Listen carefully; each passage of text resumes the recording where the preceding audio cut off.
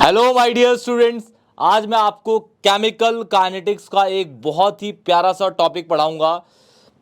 Reasoning questions का topic होगा, इसमें न्यूमेरिकल बिल्कुल भी नहीं होगा। कॉन्सेप्ट आपको समझ आ जाएगा क्योंकि आप इन चीज़ों को बहुत ज़्यादा रिलेट कर सकते हैं अपनी जनरल लाइफ के अंदर। ठीक है, तो कॉन्सेप्ट बहुत ईजी होगा और सबका आंसर एक ही होगा, जो कि आप पढ़ते पढ़ते देखेंगे कि सबका आंसर एक ही मिलेगा आपको। ठीक है बेटा। अच्छा, टॉपिक का नाम है बेटा factors affecting the rate of reaction chemical kinetics के अंदर। ठीक है, 1 से 2 नंबर का क्वेश्चन बनता है, एमसीक्यूज में भी क्वेश्चन बन जाते हैं, असर्शन रीजनिंग में भी बन जाते हैं। केस स्टडी में बहुत मुश्किल है कि इसका क्वेश्चन बनेगा। क्लियर बेटा? तो चलिए स्टार्ट करते हैं। पहले देखते हैं कौन कौन से फैक्टर हैं जो केमिकल काइनेटिक्स को, मतलब रेट ऑफ रिएक्शन को ऑल्टर करते हैं, चेंज करते हैं। ठीक है, वेरी करने पे। चलिए factors affecting the ROR rate of reaction को हम ROR भी कह सकते हैं बेटा जी, आप लोगों को पता ही होगा। ठीक है, कौन कौन से फैक्टर है बेटा? सबसे पहला कंसंट्रेशन ऑफ रिएक्टेंट, दूसरा है रिएक्टिविटी ऑफ रिएक्टेंट, तीसरा है आपका प्रेशर ऑफ रिएक्टेंट, चौथा टेम्परेचर ऑफ रिएक्टेंट, पांचवा सरफेस एरिया, छठा है कैटलिस्ट। और जो सबसे ज्यादा क्वेश्चन पूछे जाते हैं वो पूछे जाते हैं इससे, इसीलिए क्योंकि ये इंपॉर्टेंट है बेटा। क्लियर? तो चलिए स्टार्ट करते हैं, एक एक करके सारे स्टार्ट करेंगे हम, पहला, दूसरा, तीसरा, चौथा, पांचवा, छठा। क्लियर? तो चलिए स्टार्ट करते हैं बेटा। पहला है बेटा जी आपका कंसंट्रेशन ऑफ रिएक्टेंट। ठीक है, एक सपोज कहते हैं भाई कि मेरे पास ना एक ए और बी करके दो रिएक्टेंट हैं और ये बना रहे हैं प्रोडक्ट। क्या बना रहे हैं बेटा? प्रोडक्ट। अब सपोज मैं कहता हूं बेटा कि भाई ये मेरे पास ना 50 ml है, ठीक है, और ये मेरे पास 100 ml है, सपोज कहता हूं ऐसे। ठीक है, अब भाई दोनों, इसका मॉलिक्यूल इससे रिएक्ट कर रहा होगा, इसका मॉलिक्यूल इससे रिएक्ट कर रहा होगा, ए बी रिएक्ट कर रहे होंगे। ठीक है, और दो तरीके के इनमें कॉलिजन होंगे, एक होगा इफेक्टिव कॉलिजन, एक होगा इनइफेक्टिव कॉलिजन। ठीक है, अच्छा, इफेक्टिव कॉलिजन से आपका, सपोज मैं बताता हूं आपको, सपोज ये एक मॉलिक्यूल है ए का, ये बी का मॉलिक्यूल, ये इससे अगर ऐसे टकराएगा तो इसे बोलेंगे इफेक्टिव कॉलिजन। तो ऐसे इफेक्टिव कॉलिजन से जो प्रोडक्ट बनने की पॉसिबिलिटी, प्रोबेबिलिटी होती हैं वो ज्यादा होती हैं। ठीक है, आप बोलेंगे सर कि ये तो इफेक्टिव हो गया, तो दूसरा कौन सा कॉलिजन हो सकता है भाई जिसमें प्रोडक्ट के फॉर्मेशन की पॉसिबिलिटी कम होती है? तो वो ऐसे होंगे, सपोज एक मॉलिक्यूल है, वो ऐसे आ रहे हैं, ठीक है, और ये ऐसे टकरा के निकल गए, चिपक के निकल गए, तो इनको इनइफेक्टिव कॉलिजन कहते हैं। और एक दूर दूर से मॉलिक्यूल निकल गया ऐसे ऐसे घूम के, तो कॉलिजन तो हुआ ही नहीं बेटा जी इसके अंदर। तो इफेक्टिव कॉलिजन के अंदर आपके प्रोडक्ट के ज़्यादा चांसेस होते हैं कि प्रोडक्ट बनेगा। क्लियर? इफेक्टिव कॉलिजन पे। क्लियर? अच्छा, अब भाई जितने ज़्यादा नंबर ऑफ मॉलिक्यूल होंगे तो ऑब्वियस है, जितने ज़्यादा नंबर ऑफ मैक्रोस्कोपी, मतलब मोटे मोटे पार्टिकल ज़्यादा होंगे, तो ऑब्वियस है कि भाई उसमें एक नंबर ऑफ कॉलिजन की प्रोबेबिलिटी, पॉसिबिलिटी ज़्यादा होंगी, तो फॉर्मेशन ऑफ प्रोडक्ट भी ज़्यादा होगा। इट मीन्स कि रेट ऑफ रिएक्शन भी ज़्यादा होगा। सपोज मैं कहता हूँ कि भाई ये मेरे पास एक रिएक्टेंट है, ये दूसरा रिएक्टेंट है, ठीक है, इसका मॉलिक्यूल 50 है, इसका मॉलिक्यूल इससे रिएक्ट कर रहा है, इसका मॉलिक्यूल इससे रिएक्ट कर रहा है, और अब मैं कहता हूँ कि चलो ठीक है, रेट ऑफ रिएक्शन एक है। अब मैं जज करता हूं दूसरे केस में, सपोज मैं कहता हूं कि भाई ए मेरे पास रिएक्टेंट है, बी है मेरे पास, ठीक है, और ये प्रोडक्ट बना रहे हैं। ठीक है, ओके, ठीक है। अब पहले क्या था भाई, यहाँ पे वहाँ 50 था, अब इससे कहता हूं ये 100 ml हो गया, ये 100 ml, ठीक है, 100 ml, और इसको कहता हूं ये 200 ml हो गया।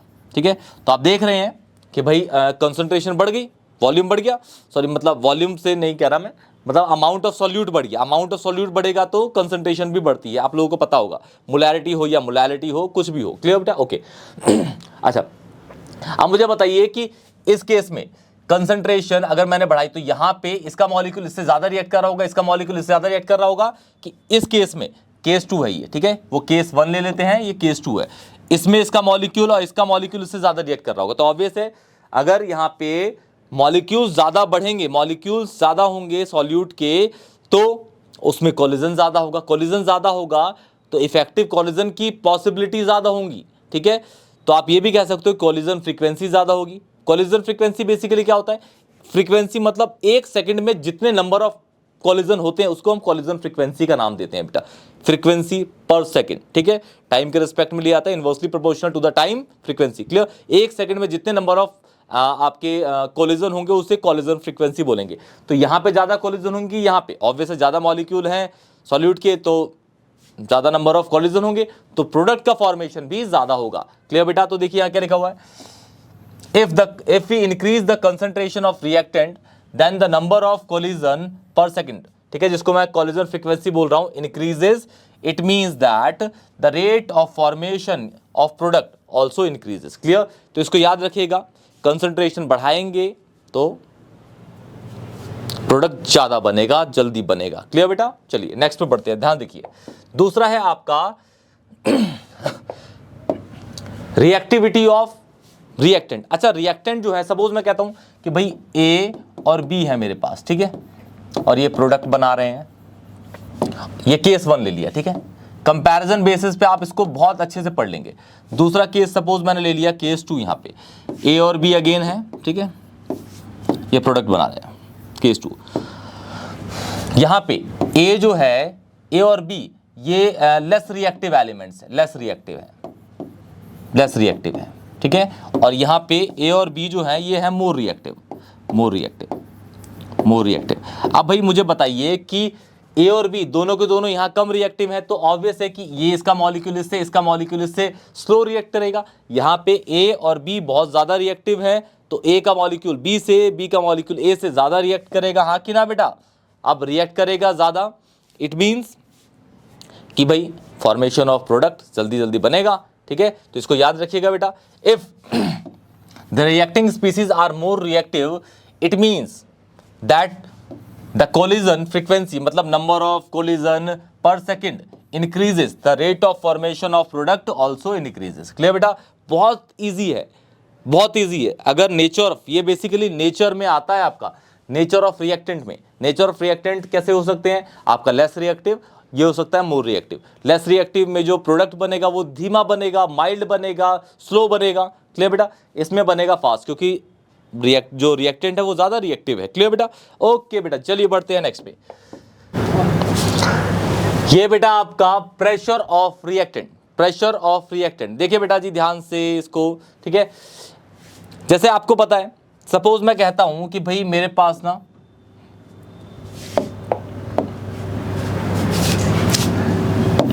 ये मेरे पास एक बीकर है जिसमें ए और बी मॉलिक्यूल्स है, ध्यान से देखिएगा बेटा, ठीक है, और ये प्रोडक्ट बनेगा, ठीक है, ये केस 1 है, this is case 1, case first है, ठीक है। दूसरा केस सेकंड, ध्यान देखिए, इसके अंदर फिर से अगेन ए और बी है, ठीक है, और ये प्रोडक्ट बनेगा। मुझे बताइएगा बेटा कि किसमें, ठीक है, आप पाएंगे कि प्रोडक्ट जल्दी फॉर्म हो रहा है, ठीक है, स्पीड उसकी ज्यादा है, रेट ऑफ रिएक्शन ज्यादा होगा, ठीक है। यहां पे सपोज मैं कहता हूं कि भाई एटमॉस्फेरिक प्रेशर एक्ट कर रहा है, एटमॉस्फेरिक प्रेशर एक्ट कर रहा है इस पे, ठीक है, इसके ऊपर एटमॉस्फेयर का प्रेशर एक्ट कर रहा है, बस आपको पता है 1 atm होता है। यहां पे मैं कहता हूं कि भाई एटमॉस्फेरिक प्रेशर तो एक्ट करेगा ही, साथ में मैं अपनी साइड से 9 atm और डाल रहा हूं, मतलब टोटल कितना हो गया? 10 atm यहां पे प्रेशर लग रहा है। यहां कितना लग रहा है भाई? 1 atm, ठीक है, 1 atm, यहां पे 10 atm। अब मुझे बताइए किसमें मॉलिक्यूल्स कंप्रेस ज्यादा होंगे? ऑब्वियसली यहां ज्यादा कंप्रेस होंगे, मोर कंप्रेस होंगे यहां पे।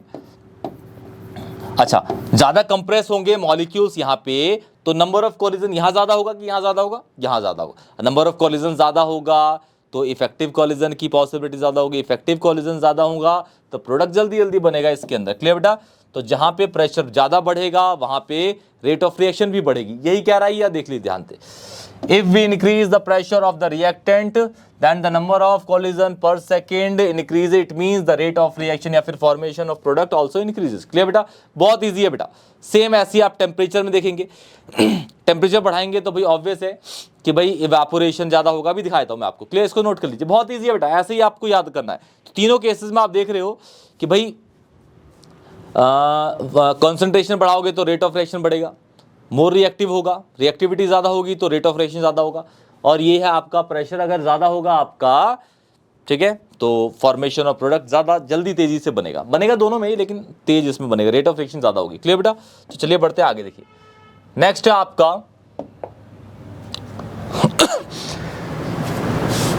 टेम्परेचर ऑफ रिएक्टेंट, ठीक है, टेम्परेचर ऑफ रिएक्टेंट। अब मैं सपोज कहता हूं आपसे, ध्यान सुनिएगा, बहुत इजी है ये भी, ठीक है, ये भी बिल्कुल वही है, टेम्परेचर बढ़ाएंगे तो रेट ऑफ रिएक्शन बढ़ेगा। सपोज मैं कहता हूं कि भाई मेरे पास ना दो चूल्हे हैं जिसपे मैं गैस बना रहा हूं, तो चाय बना रहा हूं, ठीक है बेटा, एक ये है, ठीक है, ये चाय बन रही है बेटा जी यहाँ पे, ठीक है, चाय बन रही है दोनों में। यहाँ पे जो टेम्परेचर है ये 25 सपोज कहता हूँ 35 डिग्री सेल्सियस मान लेता हूँ, ठीक है, और यहाँ पे जो टेम्परेचर है ये सपोज कहता हूँ 80 डिग्री है, कितना है 80 डिग्री, ठीक है। चाय छोड़िए, पानी उबाल रहा हूँ, ठीक है, यहाँ पे पानी है, इसमें पानी है, इसमें भी पानी है, दोनों सेम टाइप के पानी है, मतलब सेम टाइप मतलब दोनों एक ही जगह का पानी है, इसमें TDS की मात्रा, सॉल्यूट के particle, impurities in the sense कि दोनों में इम्प्योरिटीज बराबर है और दोनों में सेम वॉल्यूम में। क्लियर बेटा?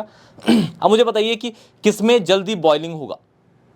हमारा यहाँ पे जो प्रोडक्ट हमें लिक्विड से बनाना है, बेसिकली गैस बनाना है, तो किसमें फास्टर इवेपोरेशन होगा? इसमें। आपको समझ आ गया? मतलब कहने का टेम्परेचर ज़्यादा होगा तो इवेपोरेशन भी ज़्यादा है। इवेपोरेशन लिक्विड से आप जब गैस में कन्वर्ट कर रही है, रिएक्शन ही तो है, और क्या है, रिएक्शन तो है, ठीक है। तो लिक्विड से अगर आप गैस में जल्दी कन्वर्ट कर रहे हैं मतलब रेट ऑफ रिएक्शन उसकी ज़्यादा है, रेट ऑफ इवेपोरेशन ज़्यादा है मतलब, ठीक है। If we increase the temperature of the reactant then kinetic energy बढ़ेगी, kinetic energy of the reactant molecules increases, बिल्कुल सही, then the number of collision per second, जो हम कोलिजन फ्रीक्वेंसी कह रहे हैं, increases. It means that the rate of formation of product also increases, clear. तो यहाँ पे आप सब में देख रहे हैं भाई रेट ऑफ रिएक्शन बढ़ रहा है, ठीक है, डायरेक्टली में है बेटा, क्लियर। ओके, चलिए बढ़ते हैं नेक्स्ट वाले पे। अब ध्यान से देखिए बेटा, ये आ गया आपका सरफेस एरिया। Surface area. अब सपोज मैं कहता हूं कि भाई मेरे पास ना दो तवे हैं, ठीक है, दो तवे हैं, दोनों तवों पे ना मैं पानी को बिछा दे रहा हूं, ठीक है, और दोनों पे एक ही समान तरीके का मैं टेम्परेचर लेता हूं, तो देखिएगा किसमें इवेपोरेशन ज़्यादा होगा, तो उस पर सरफेस एरिया का कॉन्सेप्ट आ जाएगा। सपोज कहता हूं भाई कि मेरे पास एक प्लेन तवा है, ठीक है, यहाँ पे ये एक ऐसा तवा है, सपोज ऐसा कहता हूँ, इतना बड़ा तवा है, ठीक है, दूसरा मेरे पे छोटा तवा है। यहाँ पे जो टेम्परेचर लग रहा है वो भी कहता हूँ 80 डिग्री है, यहाँ पे भी टेम्परेचर कहता हूँ बेटा 80 डिग्री है, मतलब यहाँ पे टेम्परेचर सेम है। और जहाँ पे टेम्परेचर सेम होता है आप सबको पता है ये आइसोथर्मल प्रोसेस होंगे, क्या होंगे, आइसोथर्मल, जहाँ पे टेम्परेचर चेंज नहीं होते वो आइसोथर्मल होते हैं, क्लियर। ओके, अब यहाँ पे मैंने पानी के मॉलिक्यूल्स डाल दिए, पानी पानी पानी पानी पानी पानी, इसमें भी यहाँ पानी पानी पानी पानी, ऊपर जो यहाँ पानी डाला गया है, जो लिया है हमने, सपोज कहता हूँ कि भाई ये 500 ml लिया है, कितना लिया है, 500 ml, यहाँ भी कितना लिया भाई 500 ml, दोनों जगह 500 ml है, ठीक है। सरफेस एरिया ज़्यादा है, सरफेस एरिया कम है, ठीक है, तो इसका जो सरफेस कांटेक्ट जो होगा उसके बिलो द वाले से वो ज़्यादा होगा।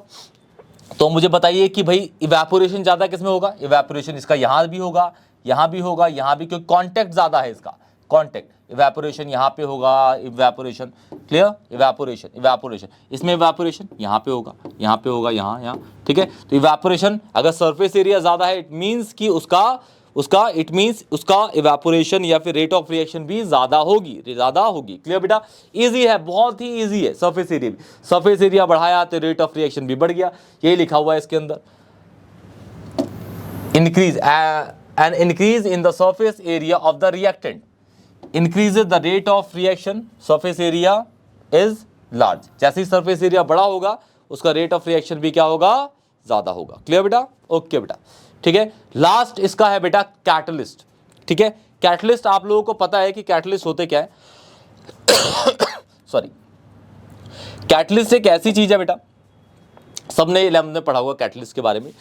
कैटलिस्ट बेसिकली एक तरह का ना, आप ऐसे समझिए,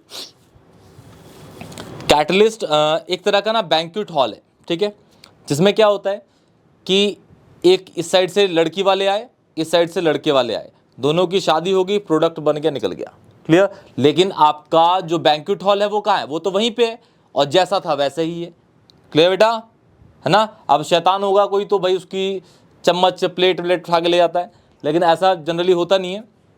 कहने का मतलब ये हुआ कि जो कैटलिस्ट होता है ना, वो रिएक्टेंट के मॉलिक्यूल को, रिएक्टिंग स्पीसीज को एक सरफेस एरिया प्रोवाइड करता है कि आओ भाई मेरे पे रिएक्ट करवा के, और जैसे रिएक्ट करोगे बाहर निकल जाओ, बस मैं आपको सरफेस एरिया ही दूंगा और कुछ भी नहीं होगा। क्लियर?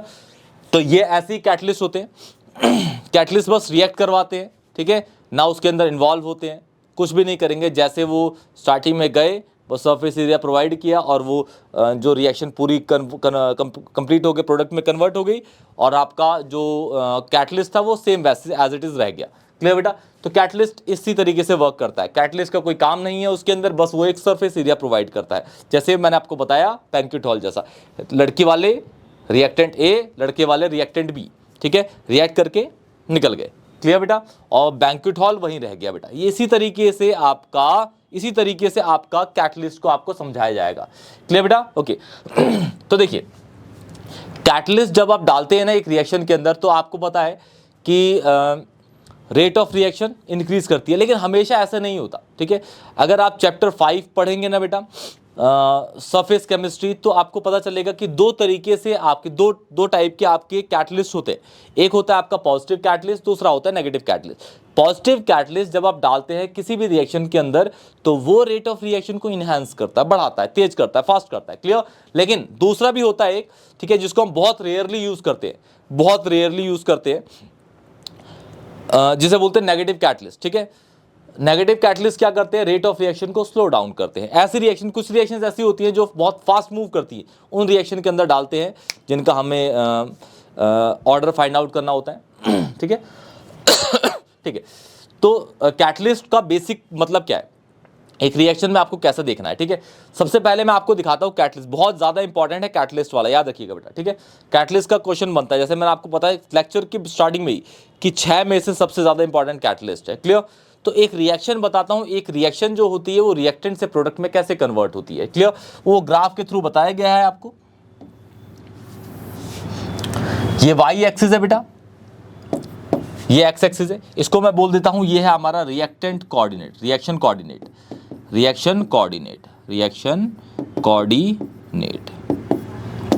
और ये है हमारा potential energy, P dot E potential energy.